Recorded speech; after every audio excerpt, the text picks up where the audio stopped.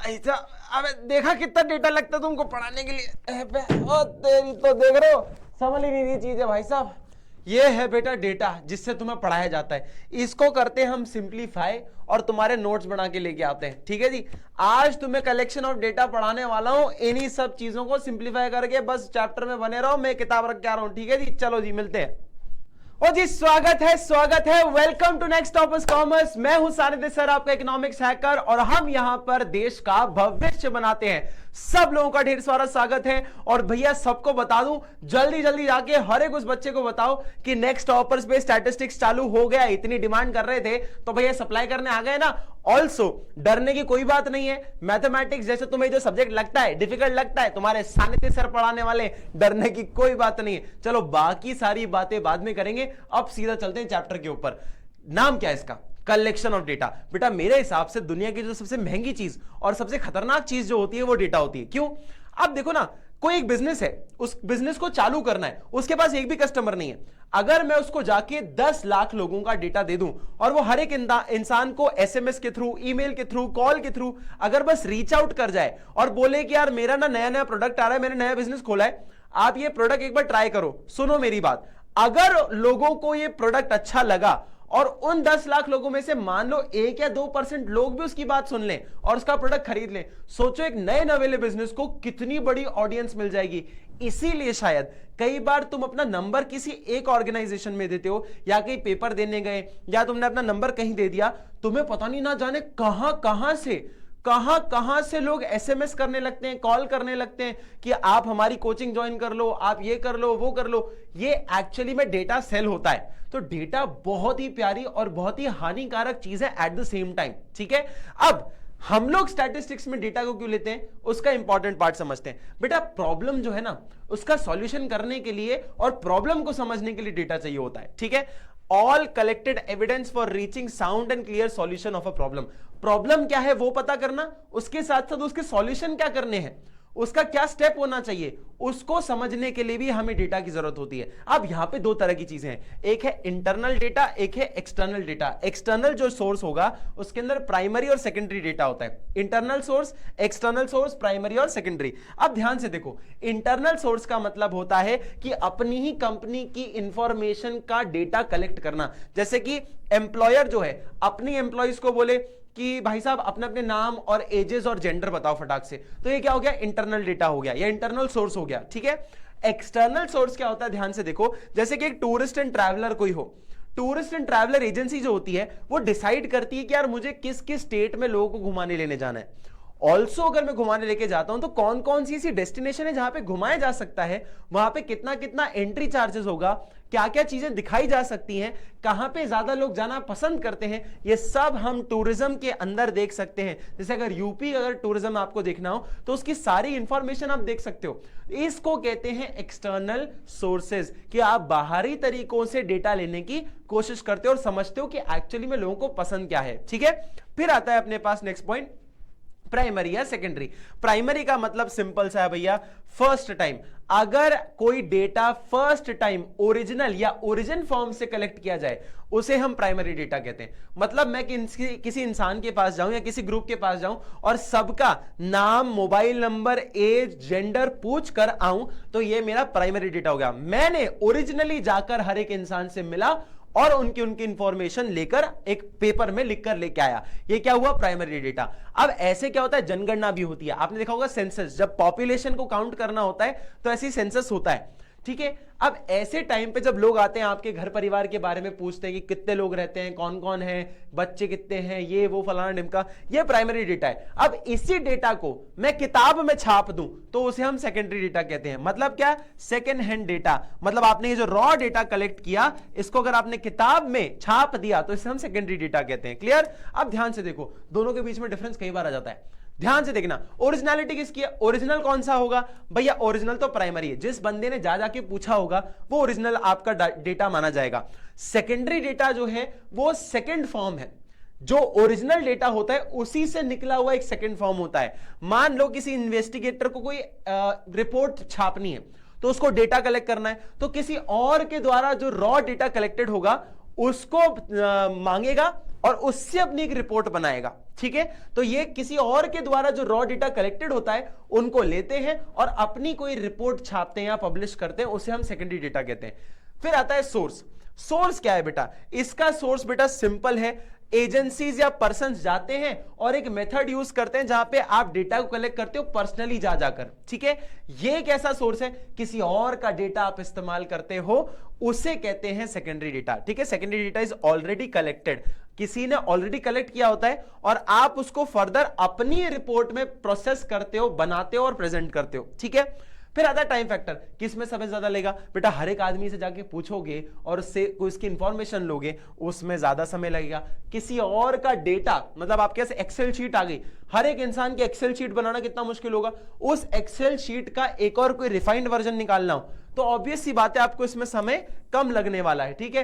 Cost factor, हर एक इंसान के पास जाओगे, उसकी इंफॉर्मेशन लोगे, जनगणना होती है, सेंसस होता है, तो उसमें क्या होता है, हर एक इंसान, कितने लोग लगते होंगे पूरे देश की पॉपुलेशन निकालने के लिए, उनके साथ तो कितना बड़ा ऑर्गेनाइजेशन सेटअप भी बिठाना पड़ता है। तो भैया इसमें कंसिडरेबल अमाउंट लगता है, इसमें काफी पैसा लोग लगते हैं डेटा कलेक्ट करने में, इसमें थोड़ा सा कम पैसा लगता है, ये थोड़ा चीपर फॉर्म होता है क्योंकि ऑलरेडी डेटा कलेक्टेड है, हमें तो अपनी स्टडी के हिसाब से उसको प्रेजेंट करना होगा।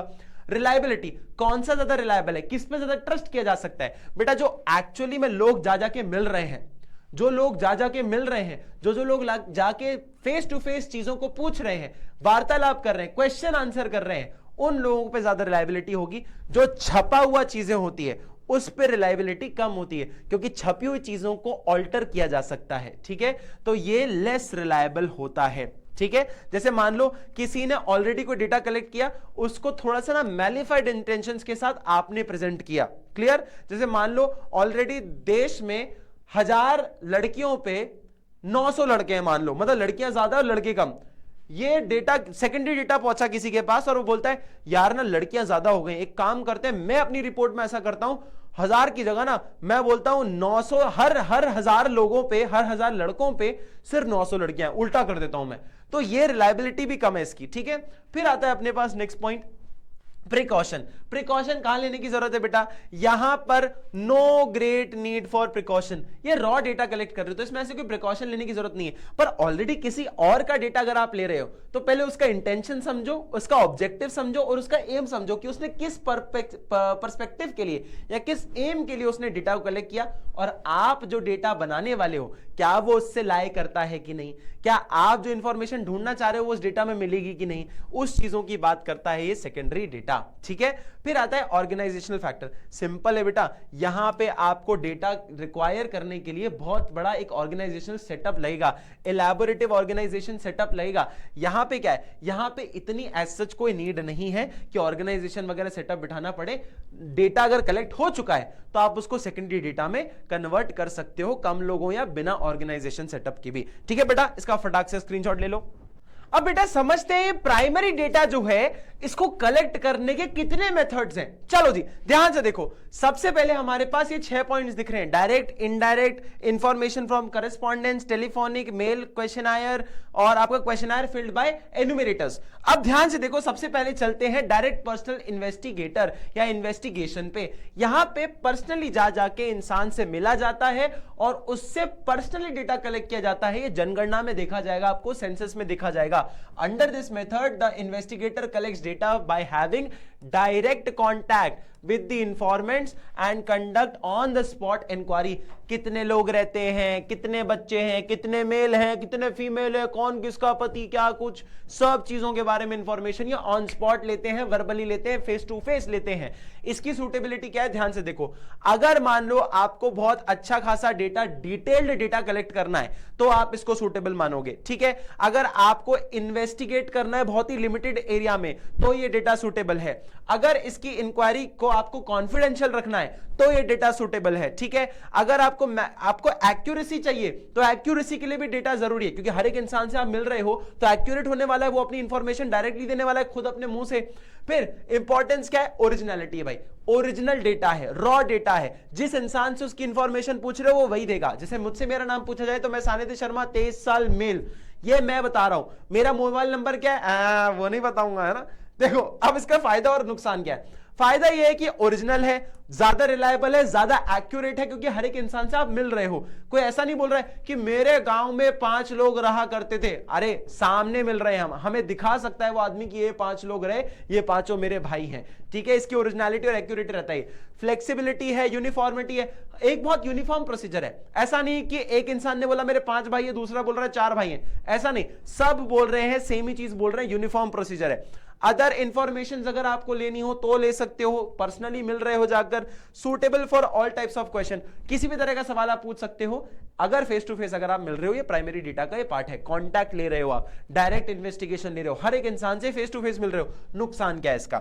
इसका नुकसान है बेटा, अगर बड़े एरिया में जाओगे, हर एक इंसान से मिलना कितना मुश्किल है, आप सोचो, हर एक इंसान से मिलकर उसकी इंफॉर्मेशन लेना आपको कितना ज्यादा लंबा प्रोसीजर हो जाएगा। तो ये इसका डीमेरिट है सबसे पहला। दूसरा देखो, ये बहुत ज्यादा समय और पैसा मांगता है। आप सोचो, मुझे अगर सिर्फ भोपाल भोपाल, मुंबई मुंबई, दिल्ली दिल्ली, या आपका अहमदाबाद, या कोई ऐसे बड़े शहर ले लूं, इंदौर ले लूं, ऐसे शहरों के लोगों की पॉपुलेशन कितनी है, उनका नाम क्या है, एज क्या है, अगर ये पूछने निकला तो मेरी तो हालत ही खराब हो जाएगी यार।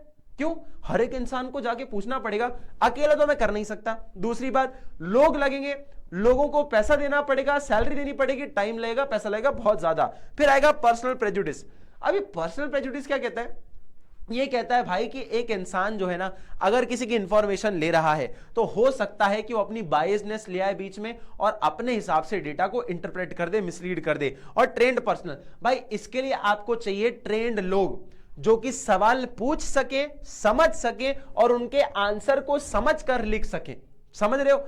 अगर आप ट्रेंड लोग लेकर नहीं जाओगे तो वो इंसान को पता ही नहीं है कि मेरे को डेटा कैसे कलेक्ट करना है, और कलेक्ट कर लिया तो उसको लिखना कैसे। आप सोचो, एक कागज के पन्ने में वो मेरे को 750,000 लोगों का डेटा लाके दे रहा है कि देखो ये रमेश ये लिखा है, ये 75 साल का है और इसका मोबाइल नंबर ये रहा। अब मेरे को ना ऐसा गोदागादी दिख रही है पूरे पेज में, तो भैया ट्रेंड लोगों को लेकर जाओ, उनको बताओ प्रॉपर प्रोसीजर क्या होता है, ठीक है। ये होता है डायरेक्ट पर्सनल। अब आता है इनडायरेक्ट ओरल इन्वेस्टिगेशन। अब इनडायरेक्ट ओरल इन्वेस्टिगेशन क्या है, ध्यान से देखना। जैसे कि पुलिस आती है ना बेटा, पुलिस जब इन्वेस्टिगेट करने जाती है तो मान लो अगर कोई क्रिमिनल को ढूंढना है तो डायरेक्ट उससे थोड़ी पूछेंगे तुमने चोरी करी, तुमने चोरी करी, नहीं करी ना, नहीं कर, झूठ मत बोल, झूठ मत बोल। सामने वो तो भग जाएगा ना, वो बैठा थोड़ी रहेगा कि भैया मैंने मर्डर कर दिया, आ जाओ मुझसे आगे इन्वेस्टिगेट करो। वो तो भग गया, वो तो छुप गया, मिल ही नहीं रहा, तो आप किससे पूछोगे? उसके पड़ोसी से पूछोगे। तो यहां पर इनडायरेक्ट ओरल इन्वेस्टिगेशन का मतलब है कि आप ओरली इन्वेस्टिगेट तो कर रहे हो, लेकिन उस व्यक्ति से नहीं कर पा रहे, किसी और से करना पड़ेगा आपको। Under this method the investigator approaches third party who are in the possession of information about the subject of inquiry, कि जो भी आपको इंक्वायरी करनी है वो आप इन लोगों से पूछ सकते हो किसी और के बारे में, ठीक है। अब सूटेबल क्या है? अगर मान लो कोई सीक्रेट या सेंसिटिव इंफॉर्मेशन है, कोई इन्वेस्टिगेट करना है, चोर पकड़ना है, कोई क्रिमिनल पकड़ना है, तो आप बहुत सीक्रेटली जाके किसी और इंसान से पूछोगे कि भैया मुझे बताओ, वो एक ऐसा बड़ी दाढ़ी वाला एक लड़का घूमता था, छोटी हाइट का, चश्मा लगाता था, कहां रहता है, वो आपको बताएगा। तो ऐसी इंफॉर्मेशन लेनी हो तो आप इसमें सूटेबिलिटी होती है कि आप किसी और से पूछो, थर्ड पार्टी से पूछो इस इंसान के बारे में, ठीक है। अगर मान लो कोई इंसान आपको रेगुलरली उसकी जगह पर नहीं मिलता, मान लीजिए जैसे कि बेटा मैं किसी के घर जा रहा हूं, हर बार जाता हूं ताला लगा रहता है, अब उसकी इंफॉर्मेशन मुझे अगर लेनी है तो मैं किसके पास जाऊं? उसके आस पड़ोस के लोगों के पास जाऊंगा जिसके बारे में उसको पता होगा। ऐसे लोगों के पास जाके अगर मुझे करना पड़े तो भी ये आपको सूटेबल फॉर्म ऑफ इन्वेस्टिगेशन माना जाता है, ठीक है। ये काफी when the area of investigation is very large, जब आपको लार्ज एरिया में इन्वेस्टिगेट करना है, तो मान लो एक लोकेलिटी में जहां पे 5 घर है, मैं एक ही आदमी से 5 घर की डिटेल ले सकता हूं, ठीक है। तो यहां पे मुझे ये रिलायबिलिटी या ये थोड़ा सा बेनिफिट मिल जाता है, ये सूटेबिलिटी होती है। क्लियर? अब देखो ध्यान से, मेरिट और डिमेरिट क्या है। अब बेटा यहां पे ना बहुत सारी चीजों के अपने मेरिट और डिमेरिट रखे हुए हैं, तो ध्यान से देखते जाना क्योंकि बहुत लंबा वीडियो हो जाएगा ऐसे नहीं तो मेरिट देखो, वाइड कवरेज हो, इकोनॉमिकल हो, फ्री बायस हो, एक्सपर्ट ओपिनियन हो, ये सारे इसके बेनिफिट्स है। कैसे? अगर वाइड रेंज को कवर करना हो तो भी बेस्ट है। इकोनॉमिकल कैसे होगा बेटा? आप एक ही इंसान से बहुत सारे लोगों की इंफॉर्मेशन ले सकते हो, इकोनॉमिकल हो गया। फ्री फ्रॉम बायस, अब आदमी क्या है, जो इंफॉर्मेशन मांग रहा है जिसको अगर पता होगी तो ही वो दे पाएगा, ठीक है। अच्छा ये एक पैराडॉक्स स्टेटमेंट है, हो सकता है कि वो गलत इंफॉर्मेशन भी दे दे, तो आप उसको डिमेरिट भी लिख सकते हो। क्लियर? एक्सपर्ट ओपिनियन लगता है, एक्सपर्ट जाते हैं जैसे कि पुलिस लोग जाती है। फिर आता है डिमेरिट। इनडायरेक्ट इंफॉर्मेशन है भाई, आप डायरेक्टली उस व्यक्ति से नहीं मिल रहे हो, किसी और से मिल रहे हो उसकी इंफॉर्मेशन लेने के लिए, तो आप उस पर ट्रस्ट नहीं कर सकते। सेकंड पॉइंट उसी के बेसिस पे, लैक ऑफ एक्यूरेसी। अब मान लो तुम्हें तुम्हारे पिताजी की सैलरी पता है, तुम्हारे पड़ोसी को पता होगी, अगर पता होगी तो अंदाजा ही लेगा ना, एक्यूरेट थोड़ी पता होगी, तो इस बेसिस में एक्यूरेसी जो है लैक कर जाती है। फिर आता है पार्शियलिटी ऑफ विटनेस। मान लो किसी खुराफाती आंटी को तुमसे कोई प्रॉब्लम है और पुलिस वाले आए और ये बोले कि ये भैया तुम्हारा ये जो सानिध्य शर्मा है वो कहां पे रहता है, ये बोलेंगे यार क्या हो गया क्या हो गया क्या हो गया? ये वाला घर है इनका, क्या हो गया? अरे कुछ नहीं, वो तो भैया हम उनसे ऐसी इन्वेस्टिगेशन करने आ रहे थे, मुझे तो पता ही आवारा लड़का है, मुझे तो पता है पहले से, ये तो 12-12 बजे घर आता है, पता नहीं कहां रहता भाई साहब, सुबह चला जाता है 6-7 बजे और 12 बजे तक आता है। फिर जैसे ही मैं आया, मैं बोलता हूं कि भैया पुलिस वाले आए, बोलते अरे सर वो आपके पासपोर्ट की डिटेल लेने आए थे, आपका पासपोर्ट इशू करना था, ये मैडम आपके बारे में पता नहीं क्या क्या बोल रही थी। तो भैया हो सकता है ना खुन्नस खाने की वजह से कुछ भी बोल दे मेरे लिए, है या ना? Lack of interest of informant. अब जो इंफॉर्मेशन दे रहा है किसी और के बारे में, मान लो तुम्हारे बगल वाली आंटी तुम्हारे बारे में इंफॉर्मेशन दे, उनका मन ही नहीं है, उनका मतलब ऐसे कि अरे यार पूछने आ गए फिर परेशान करने आ गए, इंटरेस्ट ही नहीं है, तो इंफॉर्मेशन अच्छे से नहीं मिल पाएगी। और लैक ऑफ यूनिफॉर्मिटी, तुम आस पड़ोस के लोगों में 4 लोगों से एक इंसान के बारे में पूछोगे ना तो 4 अलग अलग ओपिनियन मिलेंगे तुम्हें, कोई तुम्हारी तारीफ करेगा, कोई तुम्हारा बुराई करेगा, किसी इंसान को तुम्हारे बारे में पता ही नहीं होगा। तो यूनिफॉर्मिटी नहीं है, कोई भी एक बात नहीं कर पा रहा है, कॉमन चीज नहीं मिलेगी आपको, ठीक है? अब फटाक से देखो डायरेक्ट और इनडायरेक्ट के बीच में डिफरेंस। सबसे पहले ये होता है लिमिटेड एरिया कवरेज। देखोगे तो डायरेक्ट पर्सनल में लिमिटेड एरिया होता है क्योंकि हर एक इंसान से आप जाके मिल रहे हो, यहां पे आपको वाइड एरिया मिलता है, एक इंसान 4 लोगों के बारे में बता देता है। ओरिजिनलिटी, ओरिजिनल कौन सा होगा बेटा? ऑब्वियसली ये ओरिजिनल है, क्यों? हर एक इंसान से मिल रहे हो, ये एक इंसान 4 लोगों के बारे में बता रहा है, तो यहां पे ओरिजिनलिटी थोड़ी सी कम हो जाती है। रिलायबिलिटी किस पे ज्यादा होगी? ऑब्वियस सी बात है बेटा, यहां पे आप ज्यादा रिलायबल हो, हर एक इंसान से मिल रहे हो, यहां पे हर इंसान से नहीं मिल रहे तो अनरिलायबल है, ज्यादा नहीं मिल सकते। ये थोड़ा एक्सपेंसिव है, हर इंसान से मिल रहे हो, ज्यादा लोगों को कवर करना है, ज्यादा लोगों से मिलना है तो लोग ज्यादा लगेंगे, ऑर्गेनाइजेशनल सेटअप लगेगा। यहां पे थोड़ा सा इकोनॉमिकल होता है, एक आदमी को भी मिल लिया, 4 लोगों की इंफॉर्मेशन मिल गई तो हमें थोड़ा सस्ता मिलता है। चलो जी फटाक से इसका स्क्रीनशॉट लो। चलो बेटा हो गया, अब फटाक से चलते हैं दूसरे पॉइंट पे, चलो आ जाओ। नेक्स्ट पॉइंट आता है इंफॉर्मेशन फ्रॉम करस्पॉन्डेंट्स। अब ध्यान से देखना, ये लोग क्या है, ये लोकल ऐसे एजेंसीज और एजेंट्स हैं जिनको ट्रेन किया जाता है और भेजा जाता है रिस्पोंडेंट्स के पास उनकी इंफॉर्मेशन लेने के लिए। सबसे बेस्ट एग्जांपल है इसका न्यूज चैनल्स। ये न्यूज चैनल्स जो होते हैं ना, ये जब जाकर एंकर बोलते हैं कि भैया बेरोजगारी का क्या सिस्टम है देश में, बताओ तुम्हें क्या चाहिए, मुझे अंडे वाला बर्गर, तो ये ना एक ऐसा फॉर्म है जहां पे आप डेटा कलेक्ट करते हो, इंफॉर्मेशन कलेक्ट करते हो, जहां पर एजेंसीज ट्रेंड ऐसे लोकल्स को ढूंढती है और लोगों के बीच में भेजती है कुछ डेटा कलेक्ट करने के लिए। जैसे कि मान लो स्पेशल ओकेजन्स वगैरह पर भी भेजा जाता है। आप सूटेबिलिटी का ध्यान से देखना, अगर आपको रेगुलर और कंटिन्यूअस इंफॉर्मेशन चाहिए तो आप जाके बीच सड़क पे पूछ सकते हो लोगों से, भैया आज का आपको स्टॉक मार्केट के बारे में क्या ख्याल है, आपको आज की सरकार के बारे में क्या ख्याल है, बेरोजगारी पे आपका क्या पॉइंट है, ये ऐसे करके आप रेगुलर इंफॉर्मेशन ले सकते हो। जब जाओ तब जाओ, जाके रैंडमली किसी को भी पकड़ के आप ले सकते हो information. When the area of investigation is very large, अगर बहुत बड़ा एरिया है तो लोगों को इकट्ठा कर लो, है ना, उनसे एक ही बारी में सबसे पूछ लो, हाँ या ना, हर एक के घर में जाने की जरूरत नहीं है। फिर आता है when high degree of accuracy is not required, जब आपको ज्यादा एक्यूरेट इंफॉर्मेशन नहीं चाहिए कि ये कौन है हमें नहीं पता, ये कौन है हमें नहीं पता, ये कौन है हमें नहीं पता, लेकिन इनका ओपिनियन माइक पे हमें पता चल जाता है। तो एक्यूरेसी हमें जब इतनी ज्यादा रिक्वायर्ड ना हो, सिर्फ ओपिनियन रिक्वायर्ड हो, तो हम जाके ऐसा डेटा कलेक्ट कर सकते हैं। अब देखना तुम इसके मेरिट्स और डीमेरिट्स जो बहुत सारे हैं ना, वो दूसरे लोगों से, दूसरे जो हमने पॉइंट्स पढ़े, मेथड्स पढ़े, उससे काफी सिमिलर होते हैं। क्यों? अब ध्यान से देखना, वाइड रेंज को कवर करना है तो ढंग का है। अगर देखो ना, इतने सारे लोगों को एक साथ कवर कर रहे हैं। आप अगर इकोनॉमिकल वे चाहते हो, एक आदमी बैठा है बस, एक कैमरामैन है, तो कितने लोगों को इंटरव्यू ले सकता है? बहुत सारे लोगों को, इजी है, हाँ या ना। सूटेबिलिटी फॉर स्पेशल पर्पस, अब मान लो देश में कोई ऐसी स्पेशल चीज हो रही है, मान लो कोई नया एक्ट आया, कोई नया कानून आया, कोई नया पार्टी इलेक्ट होकर आ गई, या कोई देश में कोई पॉलिसी बदल गई, तो लोग जाकर उनका ओपिनियन ले सकते हैं। स्पेशल ओकेजन्स पे जाकर आप उनका ओपिनियन ले सकते हो लोगों का, ठीक है। कंटिन्यूटी, अगर आपको लगातार बेसिस पे चाहिए ऐसी इंफॉर्मेशन तो आप रोज जाकर भी ले सकते हो, कोई मना नहीं करेगा। आप न्यूज चैनल खोलकर देखो, रोज कोई ना कोई आदमी सड़क पे जाके आपको कोई इंफॉर्मेशन कलेक्ट करता हुआ दिख जाएगा, ठीक है। डीमेरिट क्या है? ओरिजिनलिटी नहीं होगी, क्यों? पता नहीं ना कौन आदमी क्या बोल के चले जाए। ठीक है, दूसरी बात, यूनिफॉर्मिटी नहीं होगी। ये आदमी खुश है देश से, क्यों? भैया इसको नौकरी है, इसके जीवन में सब है, इसके मेडिकल फैसिलिटी मिल रही है, सब मिल रही है, इसके पास नौकरी नहीं है, छोकरी नहीं है, कुछ नहीं है, उदास बैठा है जीवन में, तो ये कुछ बुराई करेगा देश की। तो आपको यूनिफॉर्मिटी नहीं मिल रही है, सब आदमी खुश नहीं है, सब आदमी दुखी नहीं है, इस वजह से आपको कॉम्प्लेक्स डेटा मिलने वाला है। डेंजर ऑफ पार्शियलिटी, अभी बोला मैंने, अभी आपको पार्शियलिटी दिखने वाली है, एक कोई कुछ बोलेगा, दूसरा उसके ओपिनियन में अगेंस्ट में कुछ बोल सकता है। ठीक है, तभी तो न्यूज चैनल्स पे इतनी डिबेट होती है, ओपिनियन क्लैश होते हैं आपके। Lack of accuracy of degree और टाइम कंज्यूमिंग, बहुत ज्यादा एक्यूरेसी में आपको प्रॉब्लम आने वाली है, क्योंकि ये इंफॉर्मेशन दे रहे हैं वो जनरल इंफॉर्मेशन है, जनरल आपको इंफो मिल रही है, डेटा कलेक्ट हो रहा है कि इनके हिसाब से क्या पता ये मजे मार रहा हो और कैमरे पे आकर बोल रहा है कि भैया मैं बड़े दुखी हूं, देश से बड़ा परेशान हूं, ये प्रॉब्लम है मेरी। उसके साथ साथ टाइम कंज्यूमिंग, आप देखो ना एक एक इंटरव्यू लेने में कितना टाइम लग जाएगा, तो हो सकता है ऐसा। ठीक है, फिर आता है अपने पास टेलीफोनिक इंटरव्यू, ये सबसे ईजी मेथड है यार, ये बढ़िया मेथड है। फोन करो, जिस इंसान के पास फोन है आप उसका फोन पे इंटरव्यू ले सकते हो। कई बार आपने देखा होगा कि आपके पास ना कोई सर्विस लेने के बाद कोई फोन आता है कि आपको सर्विसेज कैसी लगी, फीडबैक आपसे मांगते हैं कि आपको अच्छा लगा क्या हमारे थिएटर में मूवी देखने में, क्या आपको अच्छा लगा हमारा अम्यूजमेंट पार्क गए थे, जो हमारा पार्क था या हमारी आप किसी उसमें आए थे तो आपको अच्छा लगा, क्या एक्सपीरियंस कैसा था ये बताओ। ऐसी कई सारी इंफॉर्मेशन आप ले सकते हो। Under this method the data is collected through interview over a telephone, telephone के ऊपर इंटरव्यू होता है। सुटेबिलिटी क्या है, जिससे बात करे उसके पास टेलीफोन होना चाहिए, मोबाइल फोन होना चाहिए।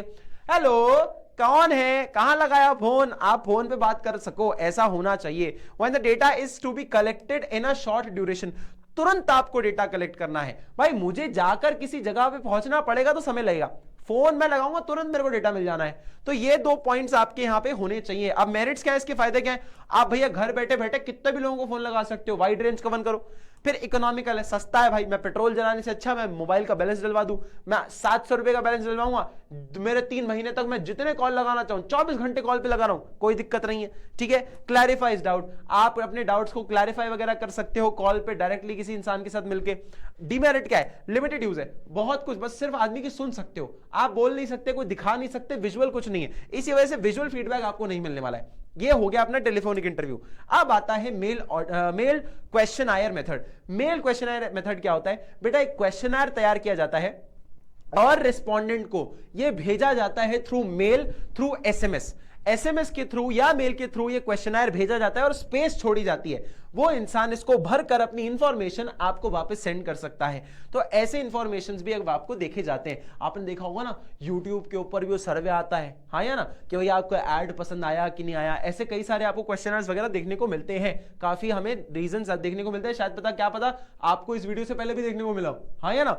चलो, under this method the investigator makes a questionnaire pertaining to the field of investigation and send this to the respondent along with the covering letter to collect information from them. आप कोई questionnaire बनाएगा, space छोड़ देगा, उसमें information भरो और हमें वापस भेज दो। When the field of investigation is very large, भाई मुझे बहुत लोगों का डेटा कलेक्ट करना है, तो मैं हर इंसान से कॉल पे भी बात नहीं कर सकता, हर इंसान से मिल भी नहीं सकता, और न्यूज चैनल्स में मैं बुलाता थोड़ी हूं किसी को, अपने आप लोग आते हैं, तो जिनकी इंफॉर्मेशन चाहिए वो तो आ ही नहीं रहे, जिनकी नहीं चाहिए क्या पता वो आ रहे हैं। तो इस वजह से ये एक अच्छा मेथड माना जाता है कि हर आदमी तक पहुंचा दो, और बड़े रेंज में अगर लोगों का इंफॉर्मेशन चाहिए तो आप ऐसे मेथड से दे सकते हो। क्लियर, अपनी सहूलियत के हिसाब से इंसान भरकर आपको लौटा देगा।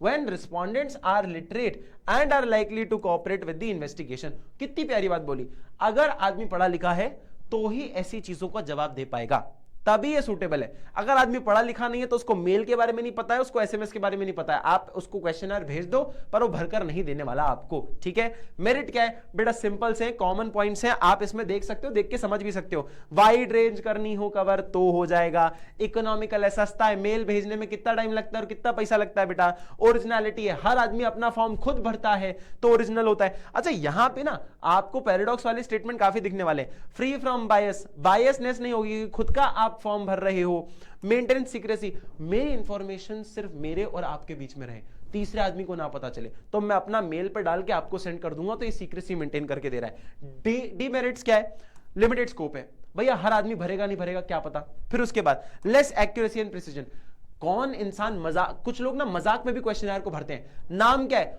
पिंकी सिंह, जबकि आदमी रमेश है, रमेश अपना नाम पिंकी सिंह बना के भेज रहा है, तो एक्यूरेसी हो सकती है कि फेल हो जाए, हाँ या ना। अपना नंबर गलत डाल देते हैं लोग, जेंडर एज गलत डाल देते हैं लोग। फिर आता है आपके पास लैक ऑफ इंटरेस्ट। यार क्वेश्चन आयर ना एक बहुत ही ना ऐसी चीज है कि आपके अगर कोई अच्छी वीडियो है, उस वीडियो के बीच में कोई आपसे सवाल जवाब करने लग जाए तो आपको गुस्सा आती है कि यार तू नाम वाम पूछ रहा, सीधे सीधे वीडियो चालू कर दे, हाँ या ना। तो इंटरेस्ट की वजह से हो सकता है लोग भरे भी ना और फॉलो भी ना करें। Chance of miss interpretation. अब ये मिस इंटरप्रिटेशन क्या बोलता है, सिंपल सी बात है, मैंने बोला क्वेश्चन आयर में your mother tongue, mother tongue क्या है, लोग लिख रहे pink, pink mother tongue pink. अरे मदर टंग मतलब भाई लैंग्वेज की बात, आपकी मातृभाषा क्या है उसकी बात पिंक लिख रहे लोग, तो कुछ भी पढ़ के लोग कुछ भी इंफॉर्मेशन लिख सकते हैं। फिर आता है टाइम कंज्यूमिंग। टाइम कंज्यूमिंग क्या बोलता है, टाइम कंज्यूमिंग बोलता है बेटा कि आपको ऐसी चीजों के रिस्पॉन्ड करने में समय लगेगा, कौन आदमी कब देखेगा, कब भरेगा, कब भेजेगा, टाइम कंज्यूमिंग हो जाएगा, ठीक है। मेल्ड क्वेश्चनायर मेथड है। अब क्वेश्चनायर फिल्ड बाय एन्यूमरेटर्स, ये एन्यूमरेटर कौन है, ये एक ऐसा व्यक्ति है जो कि जाता है एक चार्ट लेके, एक शेड्यूल लेके, आपसे कुछ सवाल करता है, आपके आंसर को सुनता है और अपने हाथ से खुद भरता है, ठीक है। जैसे कि आपके पास ना उसके पास कुछ सवाल होंगे, वो आपके घर घर जाएगा और आपको बोलेगा कि भैया ये पहले वाले सवाल का जवाब दो, आपसे आंसर सुनेगा, उसमें टिक मार्क कर देगा, आपसे फिर पूछेगा अच्छा दूसरे वाले सवाल का जवाब दो। जैसे कि कई बार क्या होता है, मान लो म्युनिसिपालिटी है, कोई ऐसी जगह है, ये लोग क्या करेंगे, किसी के पास जाएंगे, बोलेंगे आपके जो एरिया में साफ सफाई होनी चाहिए वो हो गई क्या, बताओ हो गई, अच्छा हो गई, ठीक है चलो टिक कर दिया। फिर बताओ क्या आप संतुष्ट हो हमारी सर्विसेज से, वो बोलेगा हाँ है, ठीक है चलो ये कर दिया। तो ये इंसान अपने हाथों से इंफॉर्मेशन को फिल करता है, ठीक है। ये होते हैं हमारे क्वेश्चनायर्स फिल्ड बाय एन्यूमरेटर्स। क्या है, under this method the enumerator personally visits the informants along with the questionnaire. Questionnaire asks question and note down their replies, उनके रिप्लाई को नोट डाउन करता है और क्वेश्चनायर को अपनी लैंग्वेज में क्या करता है, इंटरप्रेट करता है, पहले उसको बताता है और फिर उसको इंटरप्रेट करके लिखता है। फिर आता है suitability of this method. Suitability क्या है, जब this method is more suitable where adequate finance and trained enumerators are available to cover a wide field and some significance is attached to the accuracy of the result obtained. अब क्या होता है, ऐसे लोगों को ना पहले आपको ट्रेंड लोग चाहिए जो क्वेश्चन को समझ सके, सामने वाले को समझा सके, सामने वाले के आंसर को समझ सके और खुद अपने हाथों से लिख सके। तो पढ़े लिखे ट्रेंड लोग हमें यहां पर चाहिए होंगे। मेरिट क्या है, वाइड रेंज कवर कर सकते हो, एक्यूरेट है, रिलायबल है क्योंकि इंसान फेस टू फेस मिल रहा है, बेटर रिस्पॉन्स मिलता है, समझा रहा है, समझ रहा है आंसर। फिर लिमिटेड चांस है पार्शियलिटी का, useful in case of illiterate respondents. अब जैसे मैंने बोला था, अगर लिटरेट है, अगर पढ़े लिखे लोग हैं तो मेल का रिप्लाई दे देंगे, अगर पढ़े लिखे नहीं है तो उनको हर सवाल समझाना पड़ेगा और उनके जवाबों को इंटरप्रेट करके लिखना पड़ेगा। जैसे अगर मान लो मेरा क्वेश्चनर इंग्लिश में, सामने वाला आंसर हिंदी में दे रहा है तो मुझे लिखना पड़ेगा उसको इंग्लिश में, ठीक है। कॉस्टली मेथड है, हर इंसान से मिलना पड़ता है, सामने वाले लोग ऐसे अपॉइंट करने पड़ते हैं, ट्रेंड लोग जो कि जाके मिलकर काम कर सकें। टाइम कंज्यूमिंग है, हर एक आदमी को टाइम देना पड़ेगा, उससे कुछ सवाल पूछने पड़ेंगे, उसका आंसर खुद से लिख रहे हो आप। पार्शियलिटी हो सकती है, सामने वाला बोले कि ना खुश है, हिंदी में बोल रहा है, मुझे इंग्लिश आती है, मुझे इंग्लिश में लिखना है, ही इज सेइंग कि भैया मैं तो बिल्कुल खुश नहीं हूं आपकी सर्विसेज से, और यहां पे बंदा लिख रहा है आई एम वेरी हैप्पी, ठीक है भैया लिख दिया खुश नहीं हूं, ठीक है ठीक है ठीक है ठीक है, ऐसी भी चीजें हो सकती है। फिर आता है इनएबिलिटी ऑफ इन्यूमरेटर्स। कई बार ट्रेंड लोग आपके साथ नहीं होते, जिस वजह से जो डेटा कलेक्ट होता है वो कई बार खराब डेटा कलेक्ट हो जाता है, समझ आया। ऐसी कुछ चीजें आपको देखने को मिल सकती हैं। फिर आता है कंस्ट्रक्शन ऑफ क्वेश्चनायर और शेड्यूल। अब ये क्या होता है, अगर क्वेश्चनायर अगर आपको तैयार करना है तो ये कुछ पॉइंट्स हैं, इनको पढ़ सकते हो, बिल्कुल भी रॉकेट साइंस नहीं है, इंपॉर्टेंट भी नहीं है, लेकिन आपके कोर्स का पार्ट है तो मैंने दिखा दिया, देख सकते हो। और क्वेश्चनायर कुछ इस तरीके से भी नजर आता है आपको, क्लियर है। फटाक से इसका स्क्रीनशॉट ले लो, वैसे इसकी स्क्रीनशॉट लेने की जरूरत नहीं है, हाँ बस एक समझाने के लिए था कि कैसा दिखता है क्वेश्चनायर। देखो नाम, एज, एड्रेस, आपका जेंडर क्या है, phone number, landline number, monthly income क्या है फैमिली की, और फलाना फलाना करके आप यहाँ पे चीजों को देख सकते हो, क्वेश्चनायर होता है। फटाक से बेटा अब सेंसर्स और सैंपलिंग मेथड के ऊपर चलेंगे, जल्दी से स्क्रीनशॉट लो। चलो बेटा अब ध्यान से देखो, हमारे पास सेंसस एंड सैंपलिंग इन्वेस्टिगेशन क्या है। अब हमारे पास ये दो पॉइंट्स क्या हैं जिससे हम लोग इन्वेस्टिगेशन कर सकते हैं, सर्वे ले सकते हैं। सेंसस का मतलब होता है, मान लो हमारे पास 600 वर्कर्स हैं, इनकी अगर वेजेस निकालनी है, एवरेज मंथली वेज निकालनी है, तो हर एक इंसान के पास जाओ, उससे पूछो उसकी वेजेस कितनी है, और जब टोटल हो जाए उसका नंबर, आपके पास वेजेस आ जाए टोटल 600 लोगों की वेजेस, तो उसको 600 से डिवाइड कर दो, आपको क्या मिल जाएगी बेटा, आपको इसका एवरेज मिल जाएगा, एवरेज मंथली वेजेस मिल जाएगी। मतलब हर एक एक इंसान से मिलकर उसकी इंफॉर्मेशन लेना इस सेंसस मेथड।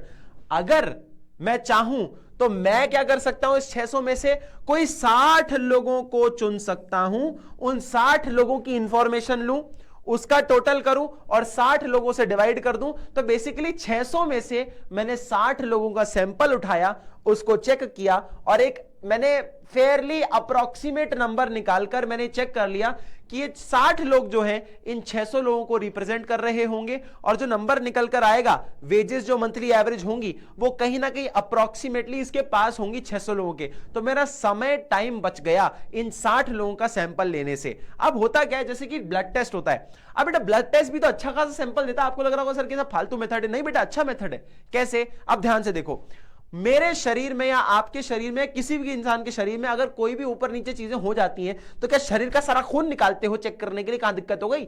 नहीं ना। एक छोटा सा एक इंजेक्शन जाता है, एक छोटी सी टेस्ट ट्यूब जैसी ऐसी आती है, उसमें थोड़ा सा खून कलेक्ट होता है, एक या दो छोटी सी ट्यूब में कलेक्ट होता है और वो भेजी जाती है सैंपलिंग के लिए।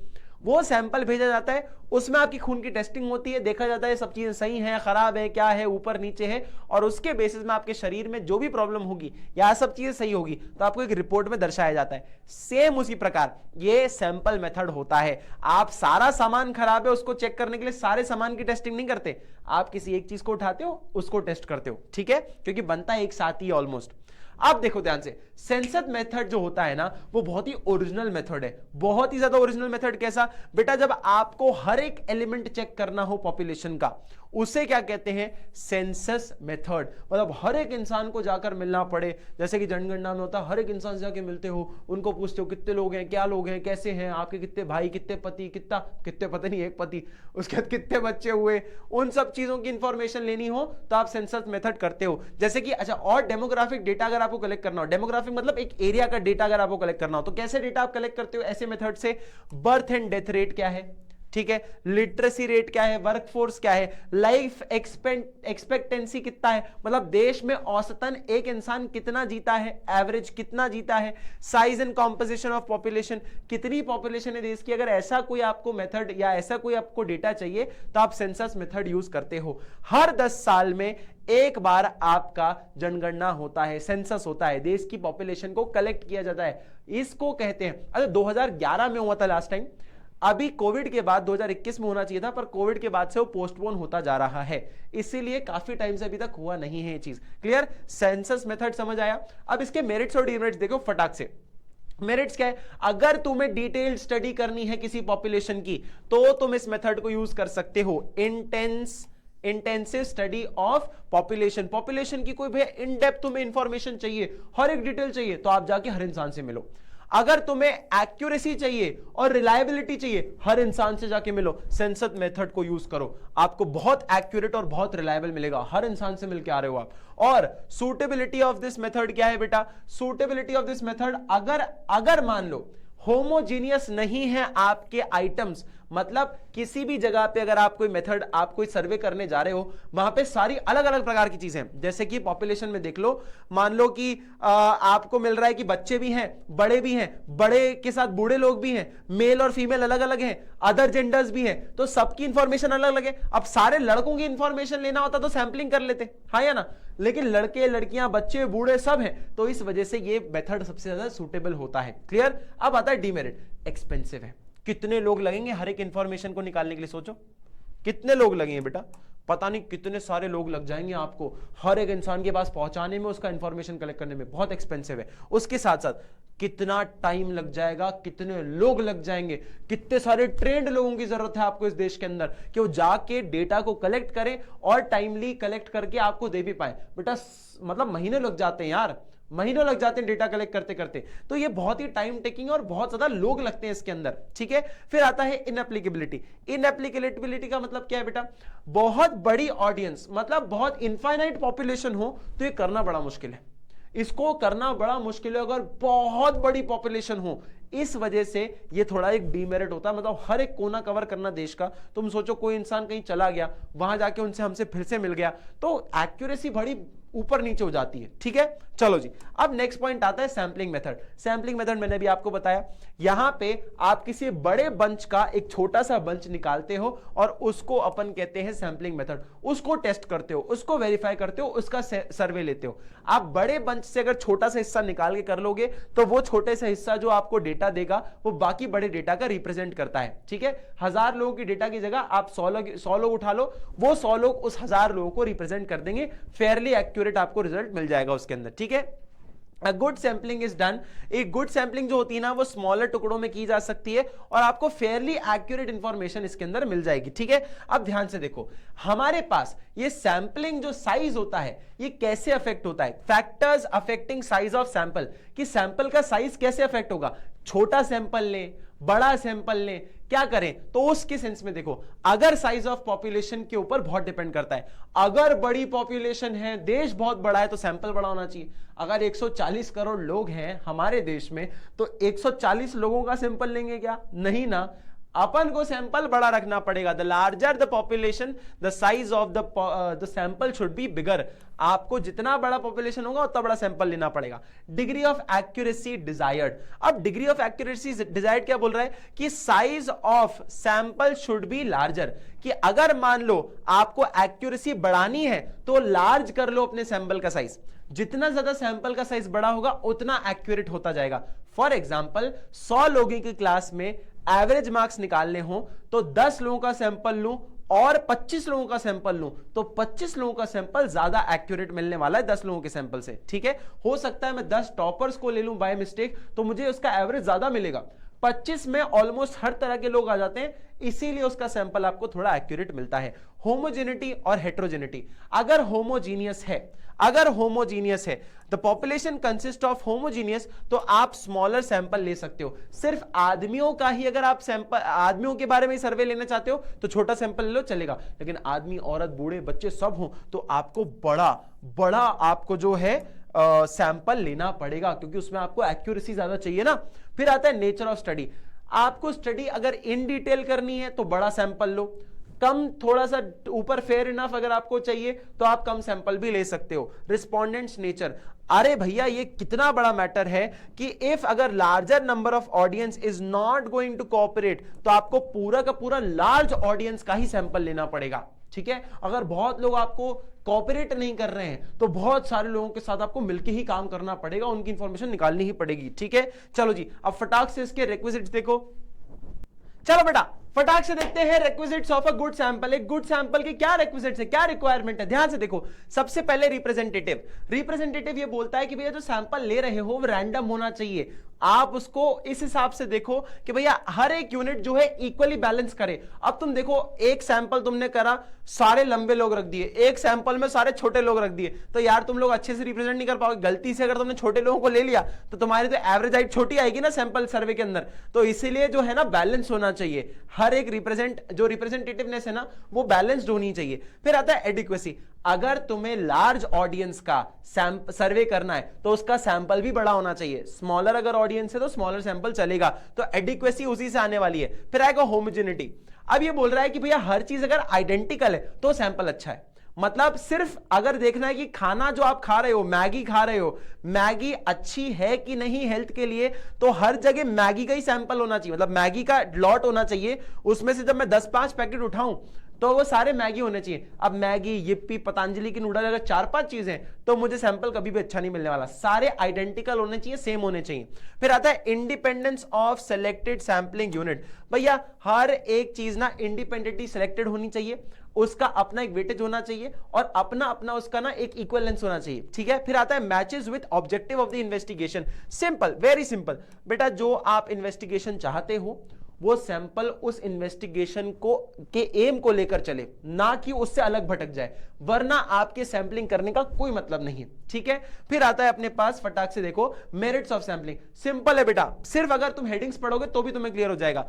आपको पैसे कम लगेंगे क्योंकि भैया 600 लोगों की जगह सिर्फ 60 लोगों का सैंपल ले रहे हो। टाइम भी कम लगेगा, जल्दी आपको पता चल जाएगा इंफॉर्मेशन, एक्यूरेसी भी अच्छी खासी मिलेगी आपको, ठीक है, क्योंकि आप सैंपल उस हिसाब से ले रहे हो जिस हिसाब से आपकी ऑडियंस है, जिस हिसाब का आपका सर्वे है। ग्रेटर स्कोप, काफी अच्छा स्कोप है। आप इतना ज्यादा टाइम वेस्ट लोगों को एम्प्लॉय नहीं कर रहे हो, इसलिए कम चीजों में, कम मेहनत में आपको अच्छा खासा रिजल्ट मिल रहा है, अच्छा खासा, आप बार बार कर सकते हो ऐसी चीजों को। डिटेल्ड इंक्वायरी, अब बेटा अगर मैं छोटा सा सैंपल ले रहा हूं, आप बोलोगे सर कि बड़े हर एक इंसान से मिलने की जगह आप सिर्फ 60 लोगों से मिल रहे हो। बेटा उन 60 लोगों से मैं कितनी ज्यादा डिटेल ले सकता हूं, ये भी तो सोचो। 600 लोगों में मुझे बहुत सारी डिटेल को छोड़ना पड़ेगा क्योंकि हर एक आदमी से मिलना है। 60 लोगों में मैं बहुत अच्छे से इंक्वायरी कर सकता हूं, तो डिटेल इंफॉर्मेशन मिलेगी मुझे, ठीक है। फिर आता है डीमेरिट। डीमेरिट क्या है बेटा? डिफिकल्टी टू अचीव 100% एक्यूरेसी, एकदम एक्यूरेट रिजल्ट नहीं मिलेगा, आसपास मिल सकता है। तो एकदम एक्यूरेट चाहिए तो सैंपलिंग आपके लिए सही नहीं है। Lack of representative of the sample, अब बेटा ये बहुत ज्यादा मैटर करता है कि आप कौन सा सैंपल उठा रहे हो। अगर सैंपल गलत है तो वो ढंग से रिप्रेजेंट नहीं कर पाएगा पूरी ऑडियंस को, पूरी पॉपुलेशन को, हाँ या ना। अगर आपने सिर्फ पढ़े लिखे लोगों का अगर सैंपल ले लिया पूरी देश की जनता में से, तो आपका जो सैंपल है वो बताएगा कि आपके देश में तो बहुत पढ़े लिखे लोग हैं, लेकिन आप जब पूरी ऑडियंस में जाओगे तो आपको पता चलेगा कितनी इलिटरेसी रेट है, ठीक है। बायस इन सिलेक्शन ऑफ सैंपल, हो सकता है सैंपल को सेलेक्ट करते वक्त एक इंसान जो सर्वेयर है, जो इन्वेस्टिगेटर है, वो गलत सैंपल उठा ले, वो ये सैंपल उठा ले कि भैया मेरे देश की बुराई ना हो तो मैं अच्छा वाला सैंपल ले लेता हूं जिसमें अच्छे लोग बैठे हुए हैं। इस वजह से आपका सैंपल जो है वो गंदा होगा, आपके उस मेजर ऑडियंस को रिप्रेजेंट नहीं कर पाएगा, आपका डेटा जो होगा वो गलत निकल के आएगा, ठीक है। Lack of specific and specialised knowledge, बेटा सिंपल सी बात है, जब आप if the service of experts are not used in the collection and analysis of sample data, the result of investigation are likely to be unsatisfactory. अगर भैया आपने पढ़े लिखे लोग, एक्सपर्ट लोगों का साथ नहीं लिया तो आपको डेटा जो आपने कलेक्ट किया और प्रेजेंट किया है वो आपको हमेशा कभी भी अच्छा रिजल्ट या एक्यूरेट रिजल्ट नहीं देने वाला। आपकी स्टडी खराब हो सकती है, आपकी रिसर्च खराब हो सकती है, आपका जो क्रस्ट या एम है वो आप पूरा नहीं कर पाओगे, ठीक है। Not possible in case of heterogeneous population. Heterogeneous मतलब सैंपल में हमेशा आइडेंटिकल चीजों के बीच में सैंपल होता है, सारी चीजें सेम होनी चाहिए तभी मैं उसमें से 2-4 चीजें उठा सकता हूं। सब अलग अलग है तो 2-4 नहीं उठा पाऊंगा, मुझे सेम आइडेंटिकल चीजें चाहिए तभी मैं सैंपलिंग कर सकता हूं। फटाक से इसका स्क्रीनशॉट ले लो, ये मैंने अभी समझा दिया आपको तो दोबारा समझाने का कोई मतलब नहीं। चलो बेटा अब ध्यान से देखो टाइप्स ऑफ सैंपलिंग क्या है। हमारे पास दो है, रैंडम सैंपलिंग और उसके साथ नॉन रैंडम सैंपलिंग। इसमें देखो जजमेंट, कोटा और कन्वीनियंस है। इसमें दो तरह की चीजें, सिंपल रैंडम सैंपलिंग है और एक में रिस्ट्रिक्टेड रैंडम सैंपलिंग है जिसके अंदर आता है स्ट्रैटिफाइड, सिस्टमैटिक, क्लस्टर और मल्टी स्टेज। अब ध्यान से देखो, हर एक चीज को ध्यान से समझते हैं। रैंडम सैंपलिंग का मतलब क्या है? दूसरा नाम है प्रोबेबिलिटी सैंपलिंग। अब इसके अंदर का मतलब है बेटा, सिंपल सी चीज है कि आप रैंडमली एक चीज को उठा रहे हो और हर एक चीज के इक्वल चांस है। जैसे कि method in which every item in the universe, universe का मतलब है पॉपुलेशन, ये पॉपुलेशन की जगह पे ये वर्ड यूज किया जाता है कई बार, ठीक है। तो पॉपुलेशन की जगह आप यूनिवर्स भी कह सकते हो। Every item in the universe has a known chance of being chosen for the sample, कि हर एक के पास ना एक नोन चांस है कि इसको पिक किया जा सकता है या फिर इसको पिक किया जा सकता है। तो एक रैंडम नंबर होता है। ये भी दो तरह की चीजें हैं, इसमें कोई डिस्क्रिमिनेशन नहीं होता किसी चीज का रैंडम में, आप कोई भी चीज पिक कर सकते हो रैंडमली। दो तरह की है, एक है सिंपल रैंडम सैंपलिंग, एक है रिस्ट्रिक्टेड रैंडम सैंपलिंग। सिंपल का मतलब है कि आप जितने भी चीजें होंगी उसमें से हर एक के पास एक इक्वल चांस है पिक होने का। मतलब मान लो, जैसे मैं भी आपको बताऊंगा जैसे ये नंबर है, इसमें से कौन सा नंबर निकालूंगा, हर एक के पास इक्वल चांस है। ऐसा नहीं है कि भैया 29 यहां दिख रहा है तो ये हो सकता है, कोई सा भी रैंडम नंबर निकल सकता है इसमें से, ठीक है, सबके इक्वल चांसेस है। रिस्ट्रिक्टेड रैंडम सैंपलिंग में ना आप कुछ रिस्ट्रिक्टेड एरियाज में से ही रैंडमली सैंपल करते हो। सर रिस्ट्रिक्टेड एरिया मतलब क्या? मान लो मेरे पास 5 अलग अलग बॉक्सेस हैं, 5 अलग अलग बॉक्सेस में ये सारे नंबर्स हैं, तो हो सकता है, अब मैंने क्या बोला, अब मैंने बोला हर एक डब्बे से एक एक बॉल निकालना है, तो ये क्या हो गया? रिस्ट्रिक्टेड हो गया। मैं पहली वाली में से 5 नहीं निकाल पा रहा, मैं दूसरी वाली में से 2 नहीं निकाल पा रहा, मेरे को हर में से एक निकालना है, तो ये रिस्ट्रिक्टेड तरीका हो गया सैंपलिंग करने का, पर रैंडम है, फिर भी रैंडम है। कौन से डब्बे में से कौन सा नंबर निकलेगा मुझे नहीं पता, ठीक है। अब ध्यान से देखो, अ सिंपल रैंडम सैंपलिंग कैसे होता है, अनरिस्ट्रिक्टेड रैंडम सैंपलिंग क्या होता है, ध्यान से देखना। एक होता है लॉटरी मेथड, दूसरा होता है use of random number table. Lottery method मतलब क्या है? इसमें चिट डाल दो, सब नंबर लिख दो, एक ऐसा फिर एक बंदा है पट्टी बांध के रखे रहेगा और एक नंबर निकालेगा और फिर देखेगा, बोलेगा अच्छा ये निकला है, तो इसको कहते हैं अपना क्या? लॉटरी मेथड, ठीक है, सिंपल है। ये use of random number table क्या है, ध्यान से सुनना। अब जैसे मान लो 1 से लेके 10 तक नंबर है हमारे पास, इसमें से मुझे मात्र कोई 3 नंबर को सिलेक्ट करना है रैंडमली, ठीक है, अब 3 नंबर को रैंडमली सेलेक्ट करना है, कैसे करूं? ये वाला मेथड होता तो ये लॉटरी हो जाता, कोई से भी 3 चिट निकाल लेता। लेकिन पता है क्या होता है इसके अंदर? इसके अंदर एक टेबल होता है, टेबल जिसमें 6 कॉलम्स है, 1 2 3 4 और ये 5 6, ठीक है, 6 कॉलम्स है। इसमें क्या होता है, 1 से लेके 10 के बीच में जितने भी नंबर होंगे, कोई से 3 नंबर उनको हमें सेलेक्ट करना है। अब 3 नंबर कैसे निकलेंगे? मैं क्या करूंगा, इसका लॉट साइज कर दूंगा डबल, 2x, ठीक है। मतलब मैं 1 से लेके 20 नंबर में कोई से 6 नंबर को यहां पे प्रेजेंट करूंगा। वो रैंडम हो सकते हैं, वो टेबल बना हुआ होगा, कोई रैंडम 1 से लेके 20 के बीच में नंबर लिखे हो सकते हैं, जैसे कि हो सकता है एक 15 हो, एक 7 हो, एक 13 हो, एक 19 हो, एक 6 हो और एक 2 हो, ठीक है। अब जैसे ही टेबल प्रेजेंट हुआ, हमें पता है कि 15 तो नहीं हो सकता, क्यों? क्योंकि वो 1 से लेके 10 के बीच में नहीं है, ठीक है। 13 भी नहीं हो सकता क्योंकि 1 से लेके 10 के बीच में नहीं है। 19 भी नहीं हो सकता क्योंकि 1 से लेके 10 के बीच में नहीं है। कौन कौन से हो सकते हैं? 7, 6 और 2, क्योंकि वो 1 से लेके 10 के बीच में, और इन्हीं में से मुझे 3 नंबर चाहिए थे। इसे हम use of random number table कहते हैं। क्लियर है, समझ आया?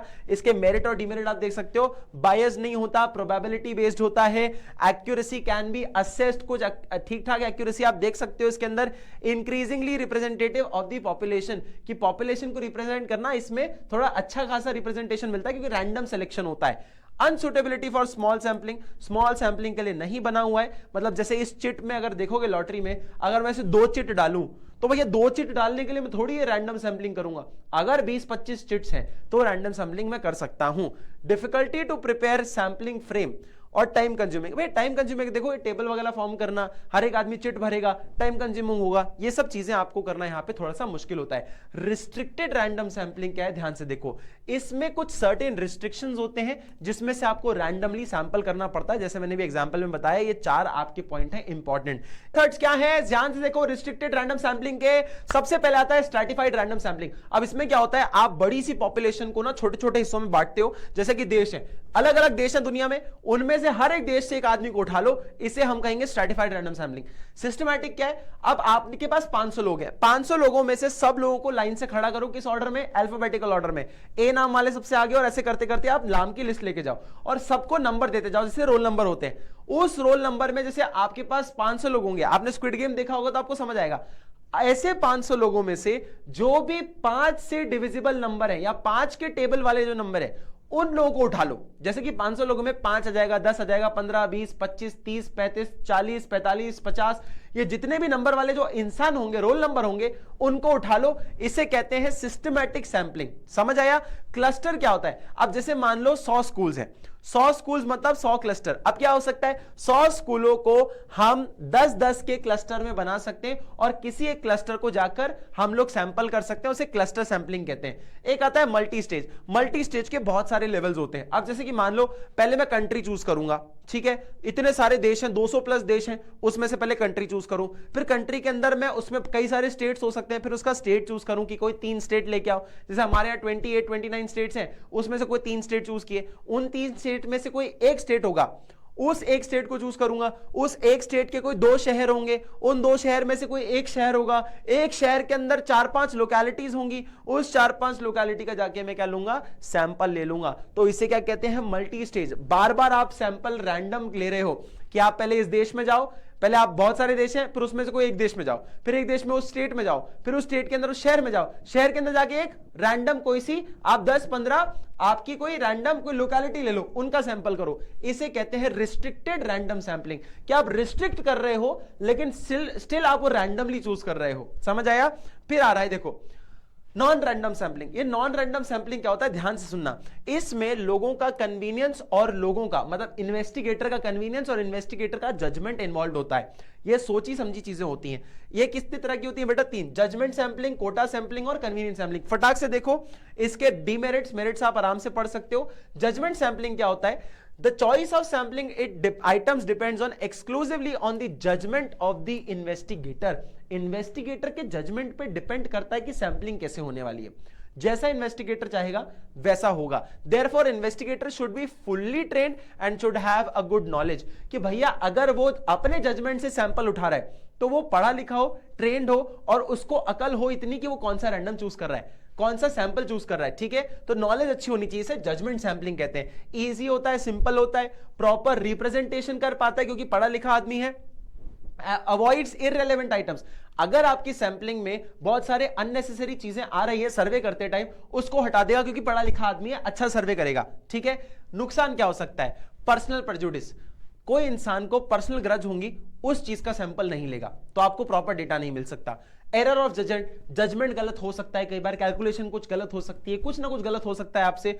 Not an objective method, objective से मिसगाइड हो सकता है क्योंकि पर्सनल आदमी लेकर चल रहा है, वो अपना मोटिव लेगा, जो मेजर सर्वे का मोटिव है वो कई बार भूल सकता है। ठीक है, कोटा सैंपलिंग क्या होती है, आप अलग अलग कोटा देते हो। अब जैसे बेटा ये पॉइंट मैं बोल रहा हूं इसको अदरवाइज मत लेना, but ST, SC, OBC, general, ये सब अलग अलग कोटास हैं, अलग अलग कास्ट हैं। ठीक है, अब ये जितने भी पॉइंट्स हैं, अब इसमें से क्या होगा, रैंडम सैंपलिंग क्या करी जा सकती है। मान लो जैसे आपके कॉलेज में एडमिशन होते हैं, एसटी, एससी के जितने भी लोग होंगे उनका एक लॉट के 15 सीट्स उनको ही मिलेंगी। ठीक है, हमारे कॉलेज में 100 सीटें हैं, हमें सीट बांटनी तो कैसे बांटोगे, एसटी और एससी के 15 लोग आएंगे, ठीक है, जनरल वाले 30 लोग आएंगे, ओबीसी वाले 50 लोग आएंगे, ऐसे करते करते, और पीडब्ल्यूडी या मतलब आप लोग इकोनॉमिकली वीकर सेक्शन लोग हो गए, या कोई ऐसे अपाहिज लोग हैं, ऐसे कोई, उसकी आपने 30-40 सीट और दे दी। तो ये कुछ रैंडम तरीका हो गया, हर एक कोटा से आपने क्या किया, एक रैंडम सैंपल उठा लिया।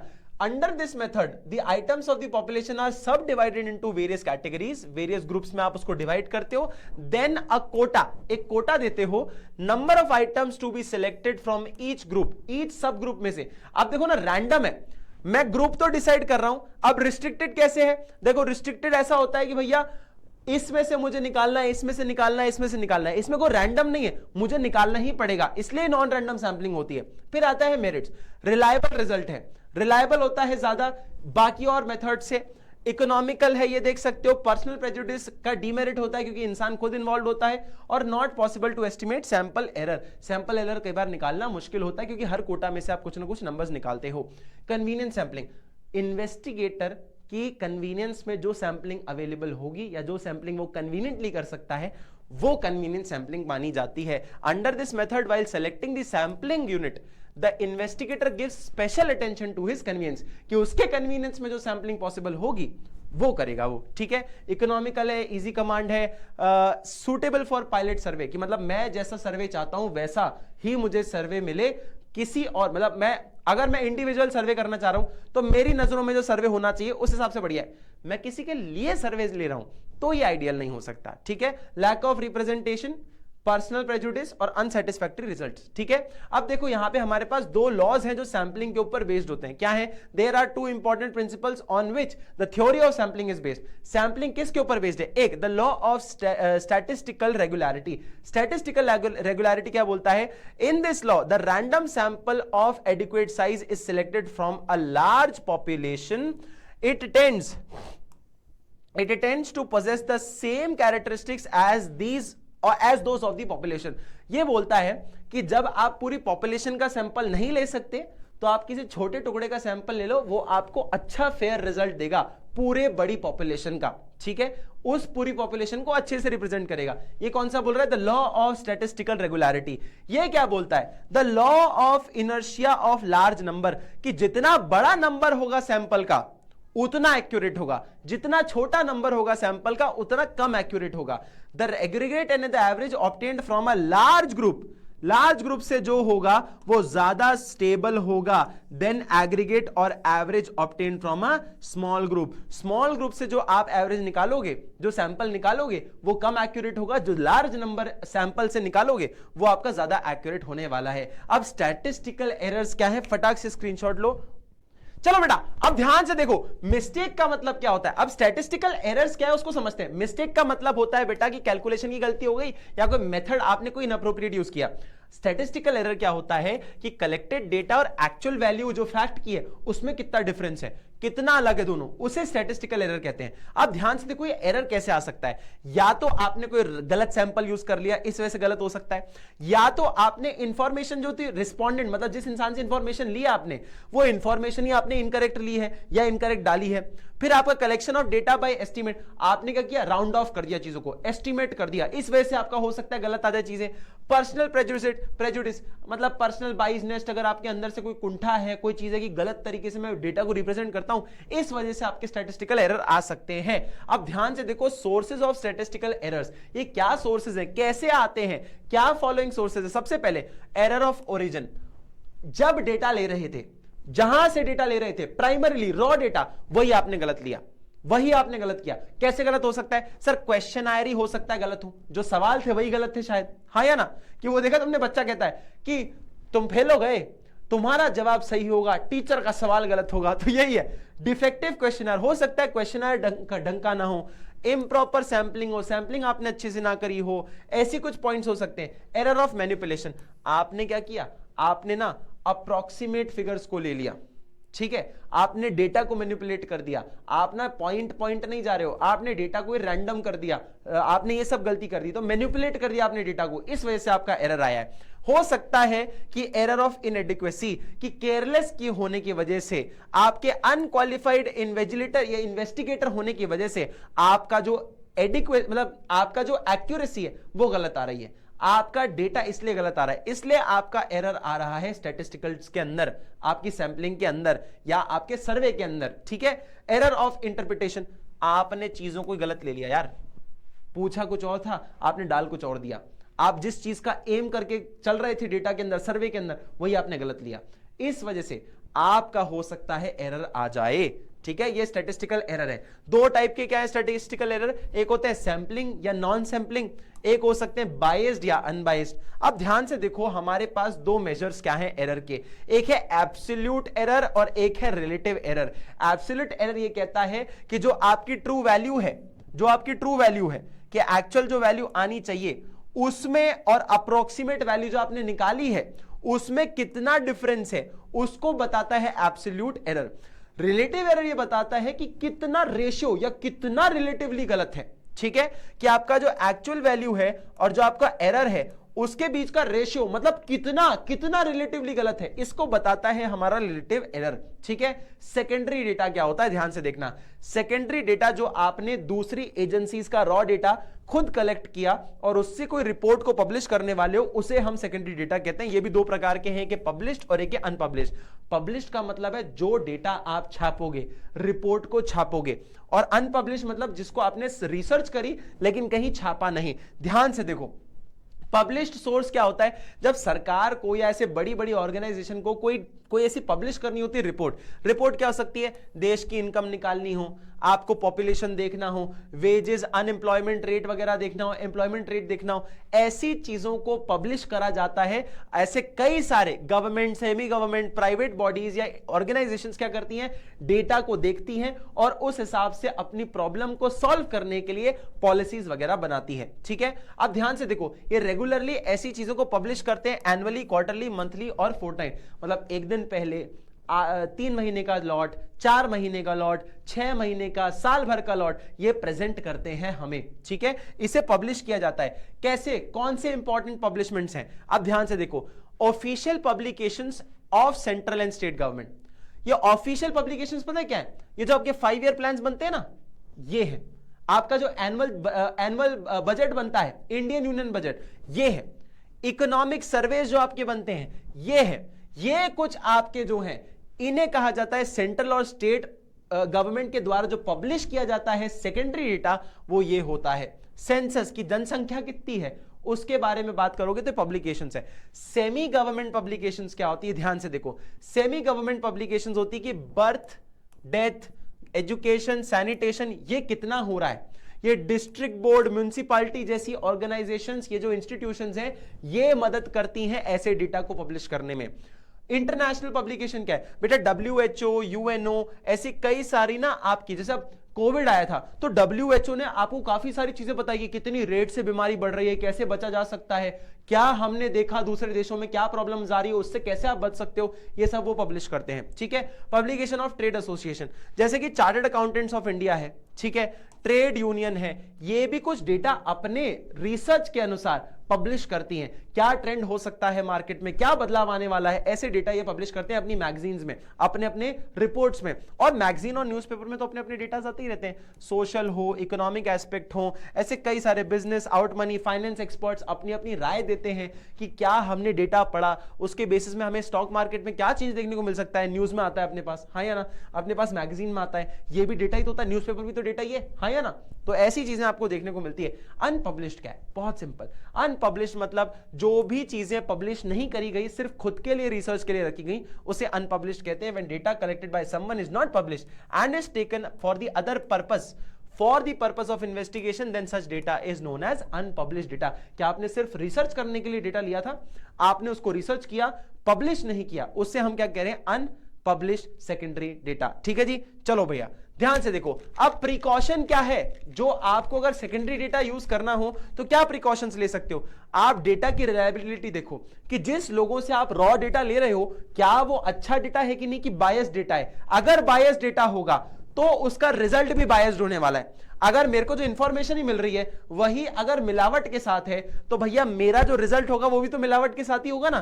तो आप रिलायबिलिटी देखो, सूटेबिलिटी देखो कि भैया आपका जो एम है डेटा को प्रेजेंट करने का, क्या वो इस जो रॉ डेटा ले रहे हो आप, क्या वो उससे मेल खाता है कि नहीं खाता। मुझे देखना है कि लोगों की लिटरेसी रेट क्या है, लोग कितने पढ़े लिखे हैं, पर मुझे जो डेटा मिल रहा है उसमें सिर्फ नाम और एज लिखी हुई है, तो उससे मेरा कुछ हो ही नहीं सकता। तो मुझे ये देखना पड़ेगा। दूसरा, कौन सा मेथड यूज करोगे, और कौन सा मेथड यूज करोगे उसके साथ साथ कौन सी एक्यूरेसी चाहते हो। हर एक सेगमेंट आपका सर्वे पे डिपेंड करता है कि आप कौन सी एक्यूरेसी और कौन से मेथड चूज करना चाहते हो। ठीक है बेटा, चलो जी अब ध्यान से इसका स्क्रीनशॉट लो, लास्ट पार्ट पे आ गए हैं। चलो बेटा अब ध्यान से देखो, सेंसस ऑफ इंडिया क्या कहता है? यह बताता है कि भैया हमारे देश की पॉपुलेशन को कैलकुलेट करना हो या देखना हो कितनी पॉपुलेशन है, ऑल्सो उसके साथ साथ हम उस पॉपुलेशन की प्रॉब्लम को समझते हैं और पॉलिसी बनानी होगी तो किन लोगों के लिए बनाना है उसको चेक करने के लिए हमें सेंसस ऑफ इंडिया मतलब सेंसस निकालना पड़ता है। देखो, the census of India provides the most complete and continuous demographic record of population. कितनी पॉपुलेशन है देश की ये बताने में हमें मदद करता है। अगर आपको प्लानिंग करनी हो, पॉलिसी बनानी हो, कोई भी चीजों को मैनेज करना हो तो ये आपको हेल्प करता है। अब देखो ध्यान से, हर 10 साल में ये होता है। 1951 में ये इंडिपेंडेंट इंडिया के बाद सबसे पहले कब हुआ? 1951 में हुआ। और पहले कब से हो रहा है? 1881 से हो रहा है ये चीज। ठीक है, अब देखो तो इसको मिनिस्ट्री ऑफ होम अफेयर्स जो है इसको रिस्पॉन्सिबल है इस एक्टिविटी को करवाने के लिए, और कुछ आपके ऑफिसेस भी हैं, रजिस्ट्रार्स हैं जिनको ये रिस्पॉन्सिबिलिटी दी गई है। लेकिन अगर देखो तो कौन सी मिनिस्ट्री इसके लिए रिस्पॉन्सिबल है? मिनिस्ट्री ऑफ होम अफेयर्स इसके लिए रिस्पॉन्सिबल है। ध्यान से देखो, अब इसके साथ अपने पास 2-3 चीजें याद करने के लिए क्या है। अगर आपको यह आ जाए कि सेंसस के बारे में छोटा सा शॉर्ट नोट लो तो ये ऐसा कुछ लिख सकते हो। The census collects information on various aspects of the population, कि भैया सेक्स रेशियो क्या है, कि कितने लोग, कितने लड़के, कितने लड़कियों पे कितने लड़के हैं, कितने लड़कों पे कितनी लड़कियां हैं, सेक्स रेशियो की बात करें या डेंसिटी की बात करें कि एक जमीन के टुकड़े पे कितने लोग रहते हैं, कि हमारा छोटा सा देश है, इस छोटे देश में ज्यादा लोग रहते हैं कि कम लोग रहते हैं, इस चीज को बताता है। ठीक है, इन चीजों को बताता है। उसके साथ देखो, इंडिपेंडेंट इंडिया के बाद यह 7 बार हो चुका है, 7 बार हम इसको कैलकुलेट कर चुके हैं, और टोटल ये कितनी बार हो सकता है, जो हो चुका है बेटा 15 बार निकाला जा चुका है। एक और बहुत बड़ा आपका एक बॉडी आता है NSSO, क्या है? National sample survey organisation. ये ध्यान से देखना, कब सेटअप हुआ बेटा? ये 1950 में सेटअप हुआ, एक रिकमेंडेशन द्वारा। किसकी रिकमेंडेशन द्वारा? नेशनल इनकम कमिटी, जिनको चेयर किया था लेट प्रोफेसर PC मेहलोनोबिस ने। ठीक है, इन्होंने इस चीज को बनाया। सर क्यों बनाया? जो ये लार्ज गैप है ना, कौन सा लार्ज गैप बेटा? ये जो स्टैटिस्टिकल डेटा, इनका कंप्यूटेशन करना पड़ेगा, इनको ढंग से मैनेज करना पड़ेगा, भले ही ऑर्गेनाइज सेक्टर हो या अनऑर्गेनाइज सेक्टर हो, इस डेटा को ढंग से मेंटेन करना पड़ेगा। इस चीज के लिए इस चीज को बनाया गया। ठीक है, ऑर्गेनाइज सेक्टर हो, अनऑर्गेनाइज सेक्टर हो या हाउस होल्ड सेक्टर हो, सब डेटा को ढंग से प्रेजेंट किया जाए, इसीलिए इसको बनाया गया। ठीक है, ये कब आया बेटा? NSSO आया 1970 में, आया मार्च के अंदर। NSSO is involved in 3 type of surveys। कैसे सर्वे लेता है? सोशो इकोनॉमिक लेता है, एनुअल सर्वे ऑफ इंडस्ट्रीज लेता है और एग्रीकल्चर सर्वे लेता है। इसकी एक्टिविटीज अगर तुम नेक्स्ट पेज पे देखो तो तुम्हें पता चल जाएगा भैया ये एग्रीकल्चर एक्टिविटीज के कितना क्रॉप्स प्रोड्यूस कर सकती है, एस्टिमेशन निकालना, ठीक है। एम्प्लॉयमेंट अनएम्प्लॉयमेंट रेट क्या है, ऐसी कई सारी इंफॉर्मेशन को निकालने के लिए ये जिम्मेदार है। और ये इसके कुछ 4-5 ऑर्गेनाइजेशन सब डिवीजन है। देखो एसडीआरडी, एफओडी, डीपीडी, सीपीडी, ये कुछ इसके ऑर्गेनाइजेशंस के नाम है। 1 मार्कर में आ सकते हैं, वैसे आते नहीं हैं, जनरली नहीं आते। इसकी एक्टिविटीज आप देख सकते हो जो मैंने आपको जनरली बताया, एनुअल सर्वे ऑफ इंडस्ट्रीज। उसके बाद देखो क्रॉप्स वगैरह की बात करेगा, ये रूरल एरिया में प्राइसिंग के बारे में बात करता है कि प्राइसिंग का क्या खेल चल रहा है। इस चीजों को दिखाने के लिए एनएसएसओ बनाया जाता है। क्लियर है बेटा? चलो जी, थोड़ा सा लंबा चैप्टर था, थोड़ा डिटेल था, थ्योरी बेस्ड था, लेकिन हमने स्टिल खत्म कर दिया। बहुत बहुत धन्यवाद आखिरी तक जुड़े रहने के लिए। और हर उस बच्चे तक इस वीडियो को शेयर करो जिसको स्टैटिस्टिक्स नहीं समझ आता। बहुत मेहनत करनी है, बहुत आगे जाना है और 80 में से 80 नंबर लाके ही रखना है। चलो जी, thank you so much everyone.